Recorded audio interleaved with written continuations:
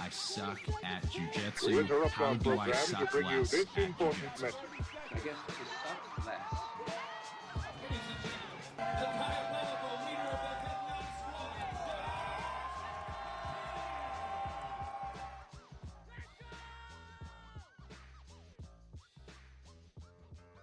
Hey everybody, this is Josh McKinney, and I just want to welcome you to the newest episode of the I Suck at Jiu-Jitsu show. So I have a little bit of a different one planned for you today. It's going to be a little shorter, and it's almost going to be like 3 short episodes in one is my hope. And so I was having a lot of trouble deciding what I wanted to record today, and I had 3 ideas, and the truth is all 3 ideas, the reason I couldn't decide is they didn't have enough content to be whole episodes. And so I thought might as well combine them, even though they are kind of separate. We'll figure out a way to mix them together, I think. And the first thing that we're going to talk about is, I think, very valuable. And it is the most, I wouldn't even say the most, I would say the only skill that actually matters for getting good at jiu-jitsu. And that sounds wild. That sounds like that's a great clickbait title right there. But the truth is, there is one skill that has to be your priority when it comes to getting good at jiu-jitsu. It has to be. If it is not, you won't get as good.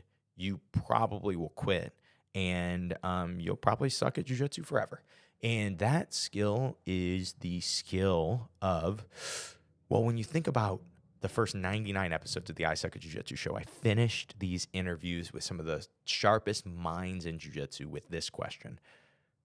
Okay, you're a blue belt, or I'm a blue belt. I ask you, how do I suck less at jiu-jitsu? And what is your answer? And almost all of them, I would say more than half definitely said something along the lines of, you just show up. You just show up. What a throwaway answer, right? What a dumb answer, right? But the truth is, those people are totally right.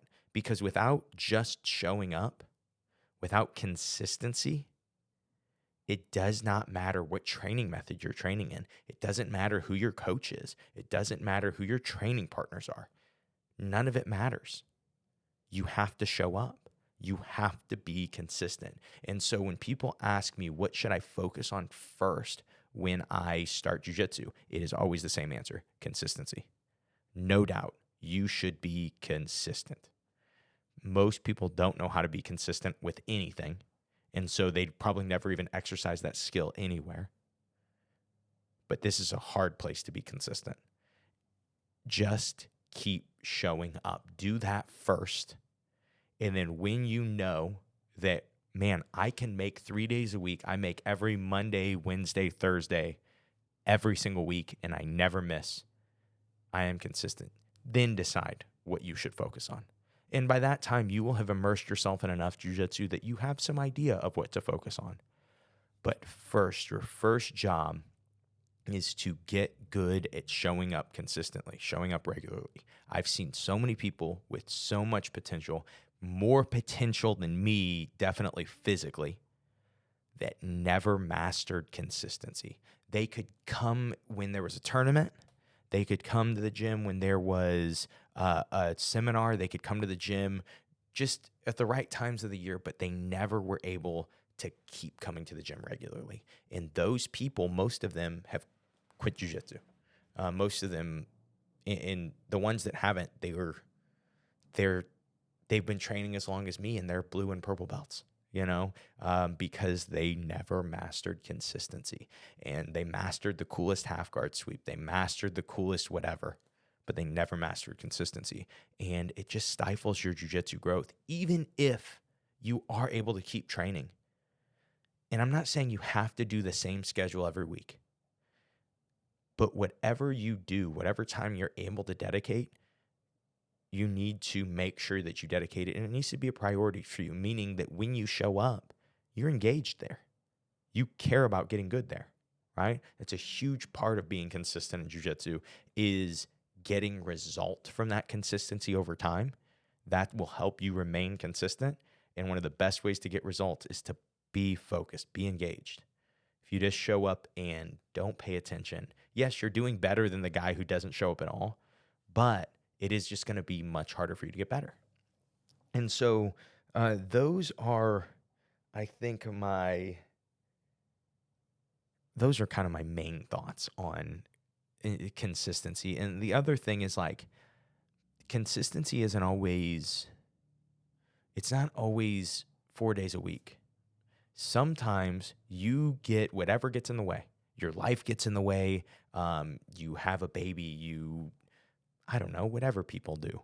But it kind of takes away your ability to show up to jiu-jitsu consistently, doing it a lot, right? Maybe you get to dedicate 1 day a week to jiu-jitsu. And what happens for most people is they dedicate that first day. They dedicate Monday night. It's like, I can show up Monday night, so I'll show up. And they do a session or two, and they do a session for even a couple months.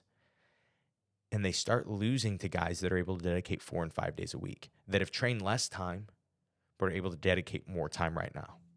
And they get discouraged, and then they stop showing up that 1 day a week, and then they're gone. You never really see them.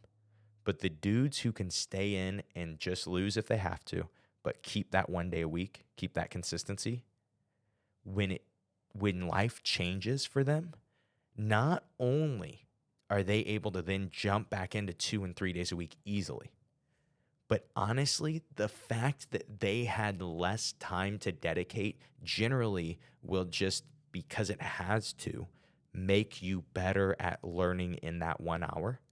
And then when you get to dedicate 2 and 3 hours through the week, you are that good at learning, but now dedicating 2 and 3 times the amount of time. And so just showing up, even when it sucks because you're not able to show up enough, but just making sure you keep showing up can be absolutely life-changing, can be huge game changer, and can be, when you look back and you think about your jiu-jitsu, like for me, there are all these times where I was triumphing and it was awesome. But when I really look back to the moments that mattered the most for me being where I am now, it's the moments that I wanted to quit and I didn't. And it's the moments that I wanted to show up and I did. Or I didn't want to show up and I did.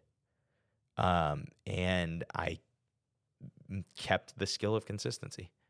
Even though it wasn't perfect at times, even though I was consistently losing at times, I was always showing up.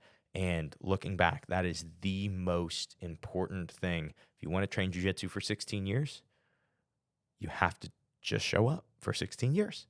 It's not that hard. Just don't do anything else. And that, on that note, let's say you don't want to train jiu-jitsu for 16 years. What if you want to train jiu-jitsu forever? What if you want to train with the ultimate longevity, train until you're 63 years old, like our old pal Steve McKinney? I'll tell you guys about that later, I think, about Steve McKinney. But so my dad and I recently just taught a seminar. For context, my dad and I started training when I was 14. He was 48.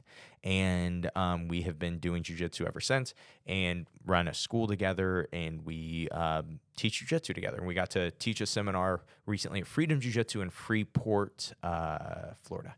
And it was the second time they had us out. And so since I had taught guard passing once, that's about all I know. And so it was like, all right, Steve, you better figure something out.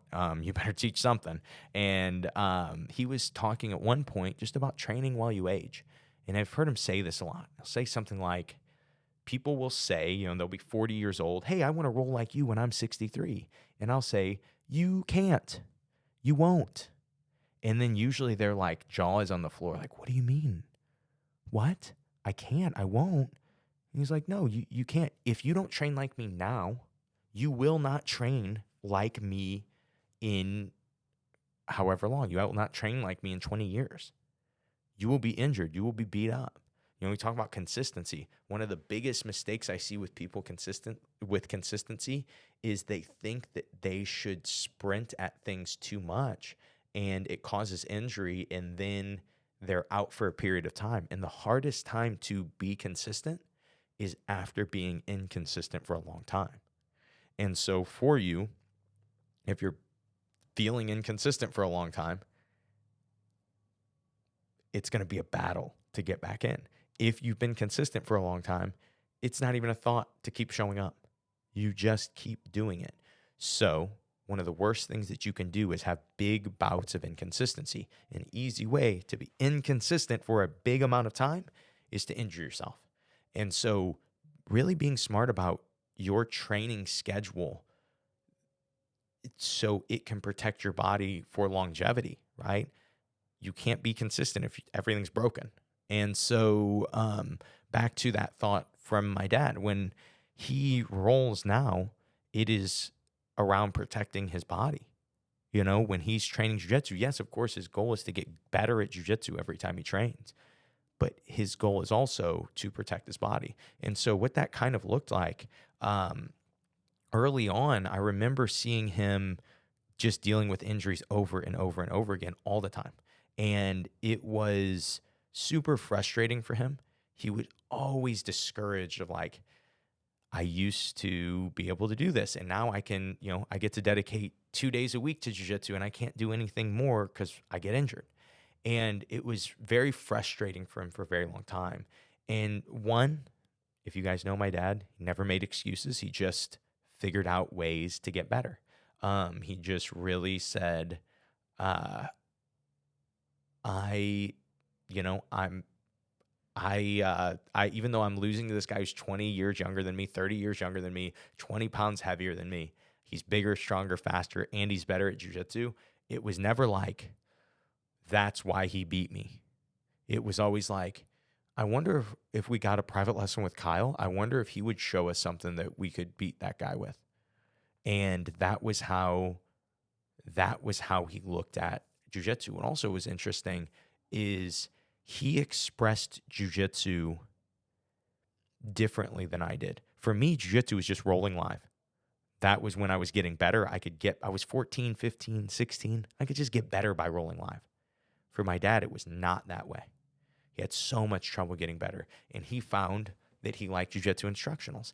And the thing is, jiu-jitsu instructionals probably aren't the most efficient way to learn jiu-jitsu. Maybe a private lesson, if you have access to somebody really good, may be more efficient.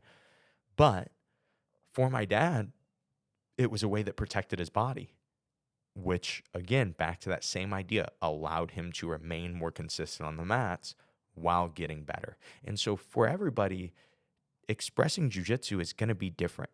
And for you, if you get injured and you're still trying to be consistent, if you have some skill to share it with your team.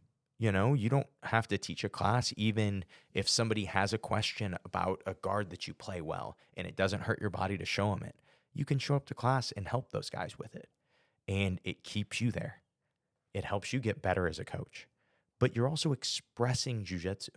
You're also interacting and you're doing jiu-jitsu again. Even though it's not live training, you're getting to do jiu-jitsu. And that was something that I also noticed that my dad had to do, was like redefine winning, to roll like he was in his 60s, even when he wasn't yet. But to be able to look at like, how do I stay on the mat and not get injured, or stay on the mat and get better? It wasn't like, I'm going to go against this guy who's really good and I'm going to submit him today. That was not the game. At first, it was like, this guy passes my guard all the time. What if I just could keep him from passing my guard once, right? And that was a really easy definition of getting better, right? And then that wasn't working. Then it was like, well, what if I could hold him in my guard for like 30 seconds and then 45 and then a minute, right? And when you start defining jiu-jitsu winning in that way, it allows you to protect yourself. So often you're wanting to fight every single layer of jiu-jitsu like it is life or death. And when you don't have skill, you will always try to fill that skill with physicality, with being strong, fast, explosive, whatever. And the problem is, if you want to roll until you're 60, you will lose the physicality battle. If you've been filling your jiu-jitsu skill, if you've been filling where you should have understanding, you should have technique, and you've been filling it with physicality, and one day that physicality diminishes, guess what? You now suck at jujitsu again because you tied your jujitsu too closely to your physicality. And kind of, this was the third thing I was going to talk about, but the kind of the point that we got this big idea. And like I've said, my dad and I were learning this slowly on like how to help him get better without killing his body.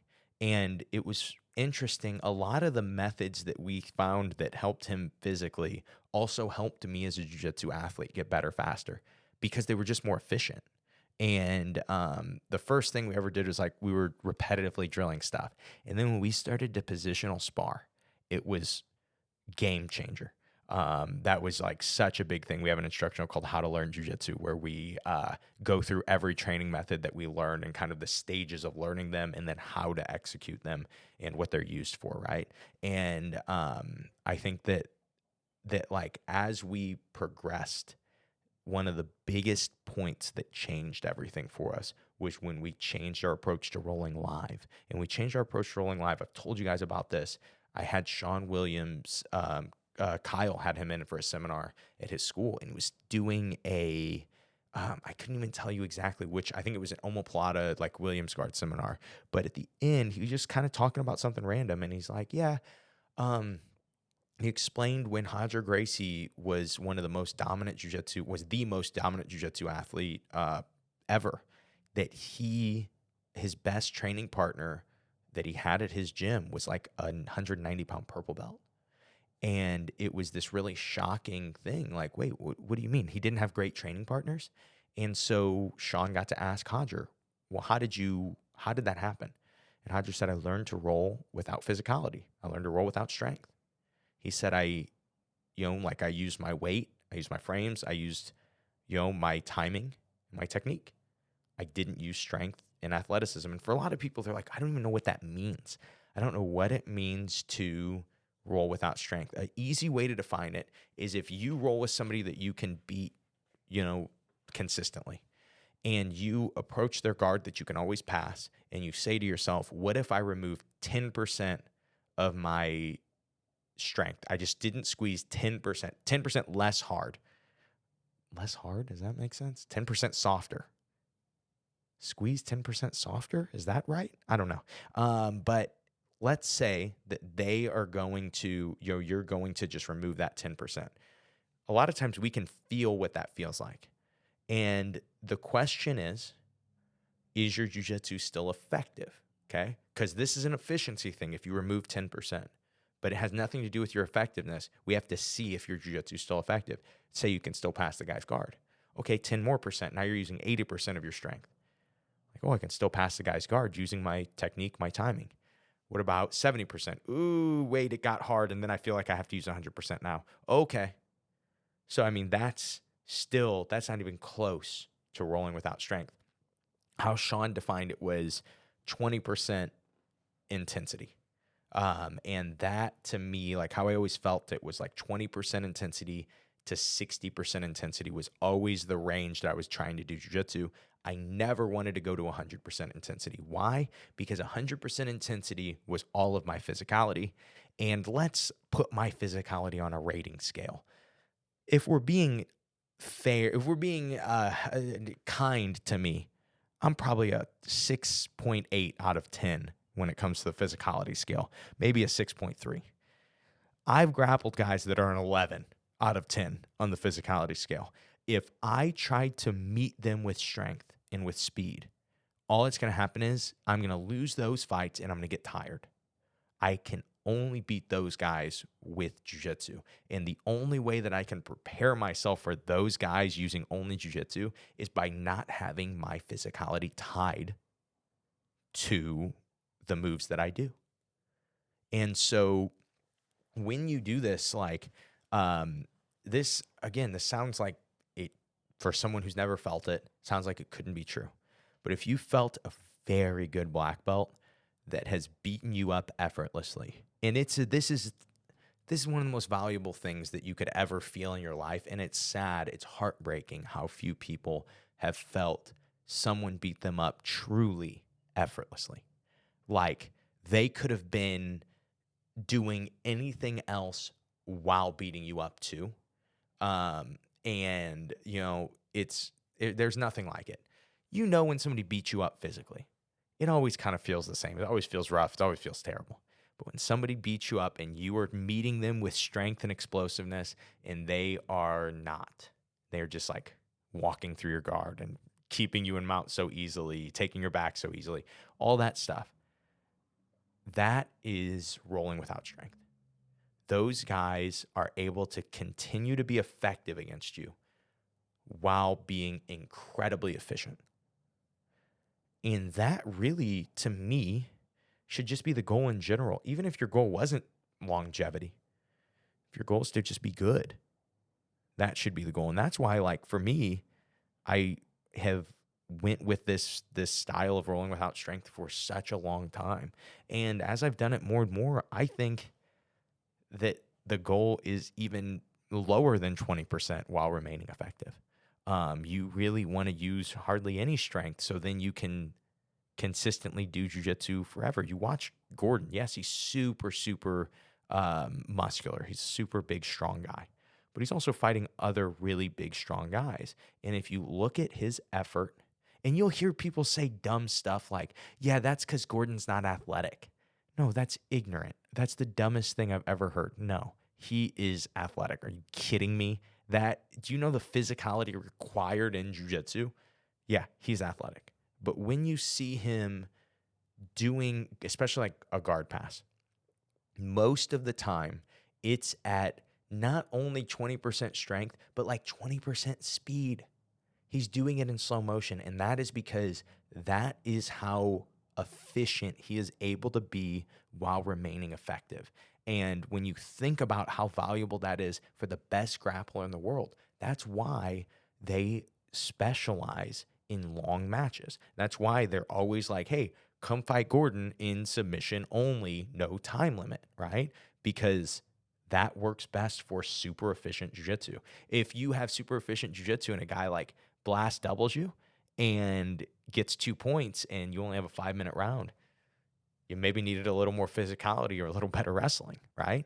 And so, but when it comes to, like, to me, the most beautiful part of jiu-jitsu is being able to beat somebody with, yes, if you were smaller, that's always great. But what if you weren't? Can I beat you without having to use my physicality, without having to use my explosiveness and speed? And those are kind of like I said, I had 3 random thoughts, one on consistency, one on training until you are 60, and then the third on rolling without strength. And when we look at them kind of together and look at that idea of rolling without strength, because then you can ideally roll with forever, right?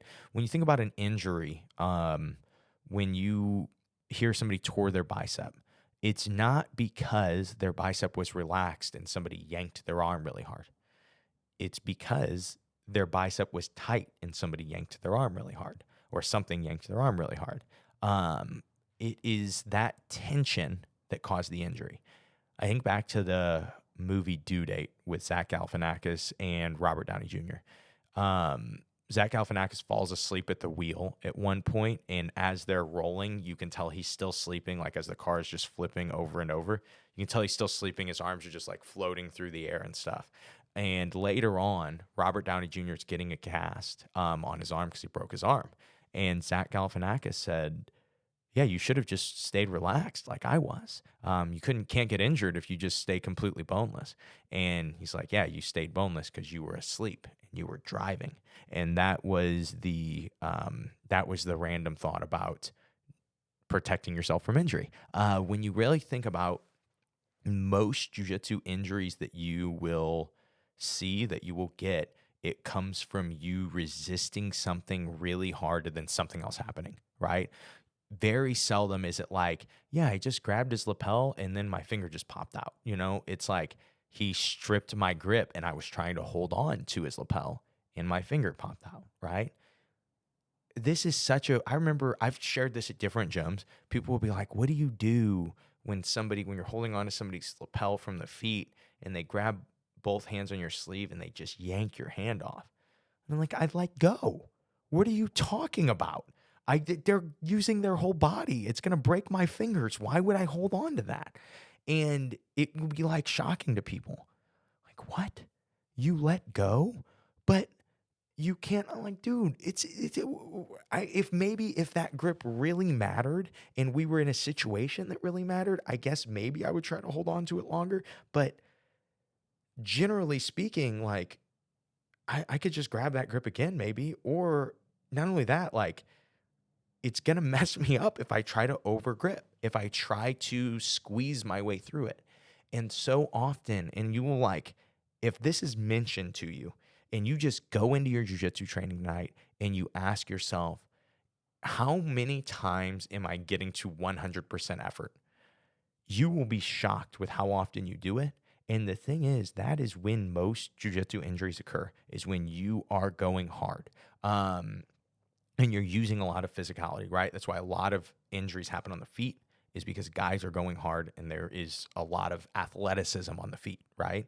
And when you start to take those things away from your jujitsu and you start to go, okay, I'm not going to be physical, something really crazy is going to happen. You're going to start to lose. You're going to start to lose way more, and you're going to start to lose to guys you shouldn't lose to. And it's going to be frustrating. You're going to be like, well, I'm going to be strong again. I'm done doing this. And that's where most people will leave it. But the truth is, if you keep training and learning to roll without strength and learning to remove more and more of your physicality,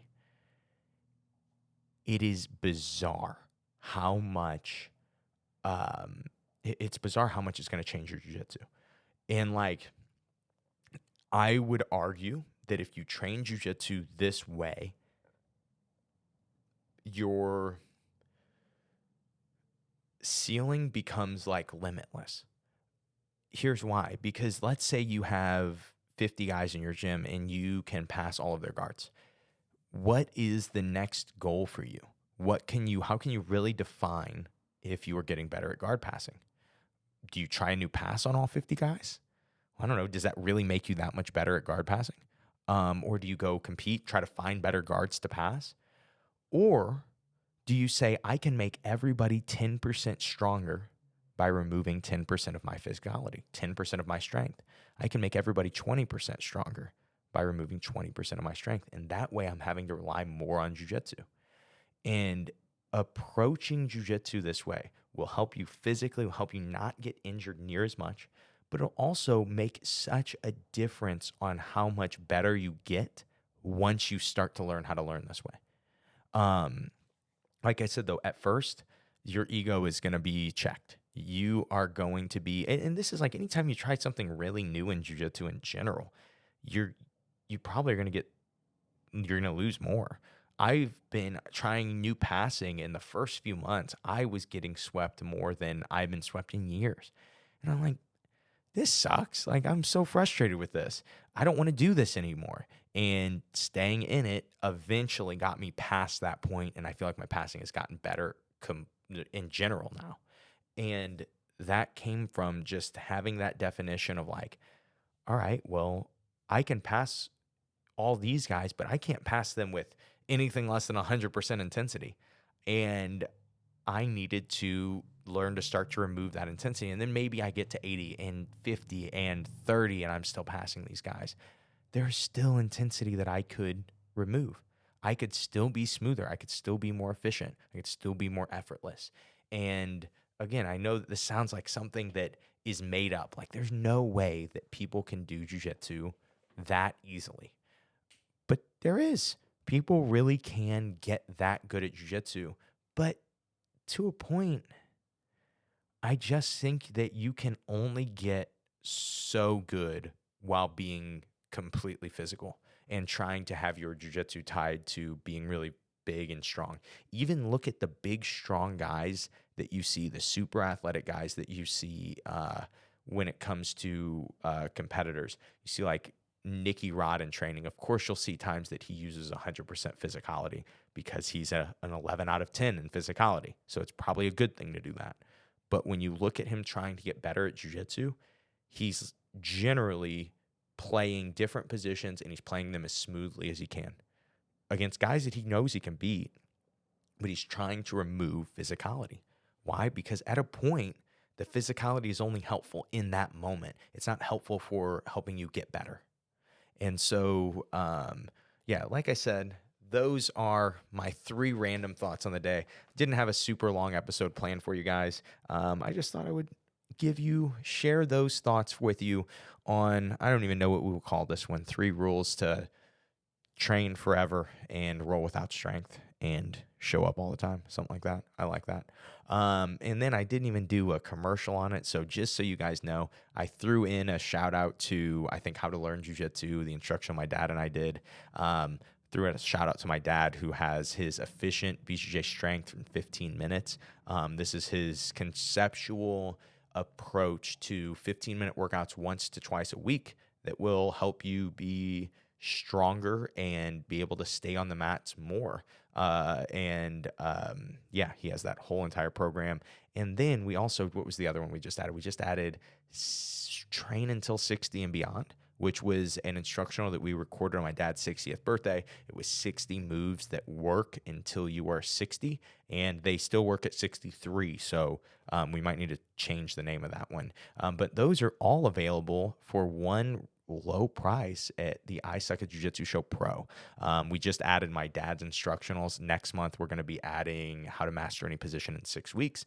We have so many really cool things that we're going to be putting together and doing with the I Suck at Jiu-Jitsu Show Pro. And if that is like, that's, I guess what I would say is, if you really, really, really love the I Suck at Jiu-Jitsu Show, check out the I Suck at Jiu-Jitsu Show Pro. If you really, really love the I Suck at Jiu-Jitsu Show, maybe just sign up for the Geek Gazette. That's my free newsletter, way less commitment. Sometimes I send funny observational things that may help your perspective on jiu-jitsu. But if you only really like the show, give me a 5-star review. If you just I'm not ready to commit with an email address, I'm not ready to commit $20, I'm just gonna give them a 5-star review. I would very much appreciate that. A comment, a share, anything like that. But that being said, that is all I have for you guys today. Next week, we'll be back with a full-length episode, I promise. Yeah, I hope you guys liked today's episode. I hope it's helpful. I know these are 3 very short and random thoughts, but hopefully one of them sticks with you. And most importantly, I hope that today's episode helps you guys suck just a little bit less at jiu-jitsu. Have a great day, guys.